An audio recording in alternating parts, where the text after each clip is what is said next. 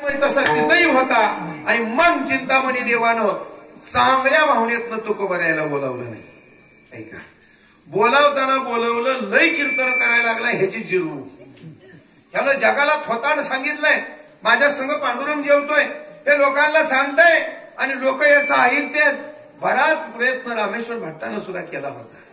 आणि मग असं असणारं त्या ठिकाणी चालू झाल्यावर बोलावलं गेलं आणि बोलावल्यानंतर तुकोबऱ्याची एक ख्याती होती. संध्याकाळी कीर्तन असेल तर तुकोबऱ्या सकाळी जायचे. आम्ही कीर्तन पंचपदी चालू करा म्हणतो आम्ही गाडीत. तुकोबऱ्या एवढे अभ्यासू होते, सकाळपासून अंगणाचा अभ्यास करायचे, घराचा अभ्यास करायचे, परिसराचा अभ्यास करायचे आणि जशी लोक असतील तशी पेरणी संध्याकाळी करायची. त्याला कीर्तनकार म्हणावं. नाही तर बऱ्याच वेळा आमचं असतं मशानभूमीत प्रेत चाललेलं असतं आणि आमच्या एखाद्या टाळकऱ्याला ती म्हणतो उजळले भाग्ये, ती म्हणता आमचं उजळले आता तुझं जाऊ.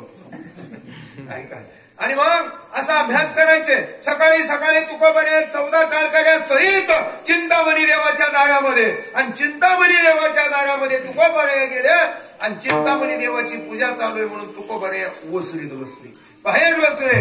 आणि पूजा झाल्यानंतर चिंतामणी देव बाहेर आले. वेळाभावी थोडा शॉर्टकट घेतलाय बरं का. बाहेर आले आणि बाहेर आल्यानंतर म्हणले तुकोबऱ्या तुम्ही संध्याकाळी कीर्तन आहे, सकाळीच नाही म्हणले. काळजी करू नका, माझी काही सोय करावं लागत नाही, मी इथं तुळशीपाशी बसून भजन करतो आणि कीर्तन झाल्यावर जेवतो. असं काही नाही, मला 3 टाइम जेवाय, इशीच खुली असावा, ही सोय असावा, असं काही नाही. पूर्वीच्या काळामधले कीर्तन करायचे बाप्पा चालत कीर्तन केले. आताची घोड्यावर येते.